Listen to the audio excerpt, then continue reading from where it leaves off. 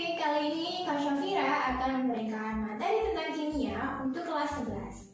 Nah, sebelum kita masuk ke dalam materi, adik-adik pasti tahu nih kalau kimia itu erat kaitannya dengan kehidupan sehari-hari.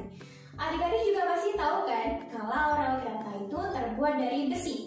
Nah, pernah terpikir tidak mengapa logam besi pada rel kereta api itu tidak mudah berkarat? Padahal logam besi itu merupakan logam yang mudah berkarat loh. Dan juga rel kereta api sudah terkena hujan selama bertahun-tahun.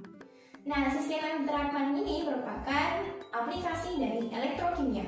Elektrokimia sendiri merupakan cabang dari ilmu kimia yang mempelajari tentang reaksi kimia dan juga aspek elektronik di dalamnya. Di dalam elektrokimia terdapat sel elektrokimia yang dibagi lagi menjadi dua sel, yaitu sel Volta dan sel elektrolisis. Nah, sel elektrokimia sendiri merupakan sel yang disusun sedemikian rupa untuk bisa merubah energi kimia menjadi energi listrik atau sebaliknya. Pada kesempatan kali ini, kita akan berfokus pada sel Volta. Apa itu sel Volta dan bagaimana prinsipnya? Kita simak penjelasan berikutnya, adik-adik. Sel Volta atau disebut juga sebagai sel galvanik merupakan sel elektrokimia yang mengubah energi kimia menjadi energi listrik. Dalam hal ini, energi kimia yang digunakan adalah reaksi reduksi oksidasi atau yang disebut sebagai redoks. Di dalam sel Volta terdapat beberapa komponen, yaitu elektroda, jembatan garam, larutan elektrolit, dan voltmeter. Di dalam sel Volta terdapat dua elektroda, yakni anoda dan katoda. Prinsip kerja dari sel Volta adalah menghasilkan arus listrik melalui transfer elektron dari anoda yang mengalami oksidasi ke katoda yang mengalami reduksi.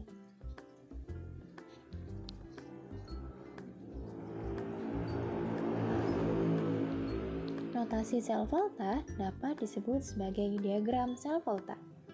Diagram sel Volta ini menggambarkan reaksi pada sel Volta. Tanda satu garis menandakan sebagai reaksi yang terjadi. Untuk tanda dua garis menggambarkan jembatan garam. Pada sebelah kiri menandakan anoda dan sebelah kanan menandakan katoda. Cara mudah untuk mengingatnya yaitu pada huruf abjad, huruf A lebih dahulu daripada K. Sehingga yang sebelah kiri adalah anoda dan yang sebelah kanan adalah katoda. Begitu juga dengan huruf O dan huruf R. Huruf O akan lebih dahulu daripada huruf R, sehingga yang sebelah kiri adalah oksidasi dan yang sebelah kanan mengalami reduksi.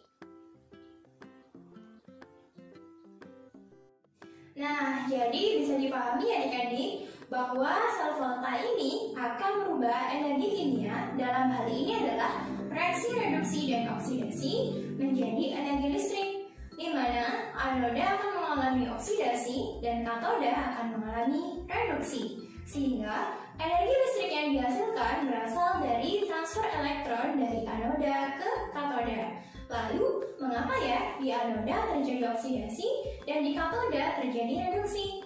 Mari kita simak pembahasan berikutnya. Potensial listrik pada elektroda saat mengalami reaksi redoks disebut sebagai potensial elektroda atau dilambangkan dengan E. Atau juga bisa disebut sebagai potensial elektroda standar apabila diukur dalam keadaan standar.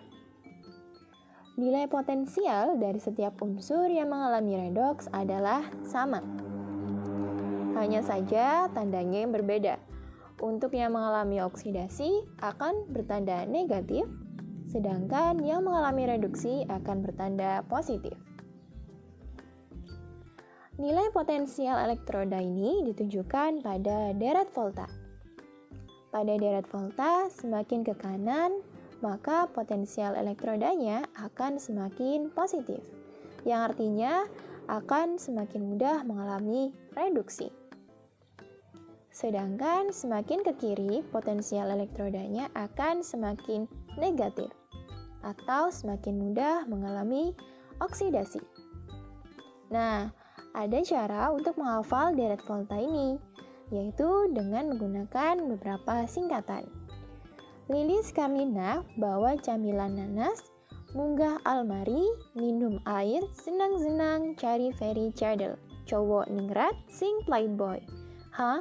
Kerupuk hangus agak pahit, au. Oke, jadi adik-adik sudah tahu ya bahwa anoda akan mengalami oksidasi karena nilai potensial elektrodanya adalah negatif atau cenderung berada di sebelah kiri dari deret volta. Sedangkan untuk katoda akan mengalami reduksi karena nilai potensial elektrodanya positif atau cenderung berada di sebelah kanan deret volta. Hal ini terjadi karena anoda akan melepas elektron sehingga nilai potensial elektrodanya bernilai negatif. Sedangkan katoda akan menerima elektron sehingga nilai potensial elektrodanya bernilai positif. Maka dari itu di dalam sel volta terjadi transfer elektron antara anoda ke katoda. Lalu bagaimana ya potensial sel atau beda potensial listrik antara anoda dan katoda ini dapat terukur? Mari kita simak penjelasan berikut.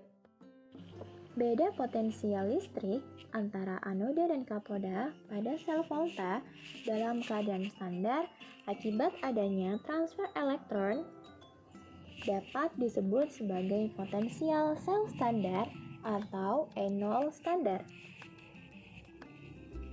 Potensial sel standar dapat dirumuskan sebagai E0 reduksi dikurangi dengan E0 oksidasi atau E0 katoda dikurangi dengan E0 anoda. Jika E0 lebih dari 0 atau bernilai positif, maka reaksi sel berlangsung secara spontan. Dan jika E0 kurang dari 0 atau bernilai negatif, maka reaksi sel tidak spontan atau tidak berlangsung reaksi dan tidak menghasilkan energi listrik. Sebagai contoh dalam menentukan nilai potensial sel pada anoda Zn dengan E0-nya adalah negatif 0,76 volt dan katodanya adalah Ag dengan E0 adalah plus 0,8 volt. Maka kita menggunakan rumus E0 sel sama dengan E0 katoda dikurangi E0 anoda. Dengan katodanya adalah Ag, dengan nilai E0-nya adalah plus 0,8 dan anodanya adalah Zn dengan nilai E0-nya adalah minus 0,76. Maka kita dapat menghitung E0 sel sehingga didapatkan nilai plus 1,56 volt. Nah, jadi beda potensial di dalam sel volta atau disebut sebagai E0 sel dapat dihitung dengan menggunakan selisih dari potensial elektroda di katoda dengan potensial elektroda di anoda. Nah, E0 sel ini digunakan untuk mengidentifikasi apakah reaksi berlangsung secara spontan atau tidak spontan. Jika reaksi berlangsung secara tidak spontan, maka energi listrik tidak akan terbentuk atau energi kimia tidak akan berubah menjadi energi listrik. Lalu, apa saja sih aplikasi dari elektrokimia sel volta ini? Simak penjelasannya. Aplikasi dalam kehidupan sehari-hari untuk elektrokimia, khususnya sel volta dan deret volta, sangat beragam. Salah satunya adalah pengorbanan anoda pada rel kereta api. Nah, bagaimana sih cara kerja dari perlindungan anoda pada rel kereta api agar tidak mudah berkarat? Karat atau disebut sebagai korosi merupakan reaksi reduksi oksidasi antara logam dengan faktor lingkungannya, yaitu adanya oksigen, air, larutan garam, pH rendah, dan suhu tinggi. Karena merupakan reaksi redoks, dalam hal ini logam sebagai anoda yang teroksidasi dan faktor lingkungan menjadi katoda yang tereduksi. Dampak dari korosi ini dapat membuat logam menjadi rapuh dan hal ini dapat membuat kerugian yang besar pada konstruksi bangunan atau benda dari besi. Beberapa cara yang dapat digunakan untuk menghambat terjadinya korosi adalah aliasi logam, pengecatan, penyepuhan, dan pengorbanan anoda. Salah satu metode penghambat korosi yang menerapkan potensial elektroda adalah pengorbanan anoda pada rel kereta api. Seperti yang kita ketahui bahwa rel kereta api terbuat dari besi, dan besi merupakan logam yang mudah berkarat akibat faktor lingkungan dan reaksi dengan oksigen dan air yang membentuk senyawa besi 3 oksida hidrat. Pada rel kereta api digunakan perlindungan dengan menggunakan logam yang lebih mudah teroksidasi daripada besi. Sebagai contoh adalah magnesium atau bisa juga digunakan seng. Hal ini berdasarkan nilai potensial elektroda atau deret volta. Logam magnesium atau seng ditempelkan pada jarak tertentu, sehingga logam magnesium akan bertindak sebagai anoda yang teroksidasi dan besi akan bertindak sebagai katoda yang akan tereduksi. Maka, logam magnesium akan mengalami korosi atau yang disebut sebagai pengorbanan anoda. Sedangkan besi akan terlindungi dan tidak mengalami korosi.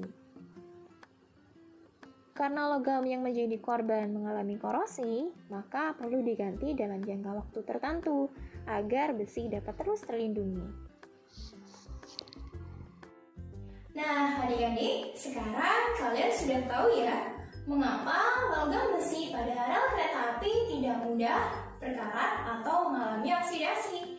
Alasannya adalah karena korosi merupakan reaksi reduksi dan oksidasi antara logam dengan lingkungannya. Maka dari itu, pencegahan korosi dapat memanfaatkan potensial elektroda, di mana logam yang potensial elektrodanya lebih negatif daripada besi atau sebagai contoh dalam magnesium dapat digunakan sebagai anoda yang akan mengalami korosi atau teroksidasi lebih dahulu daripada besi, sehingga logam magnesium akan melindungi besi dari korosi. Sekian penjelasan sel volta dari Kak Syafira. Sampai jumpa.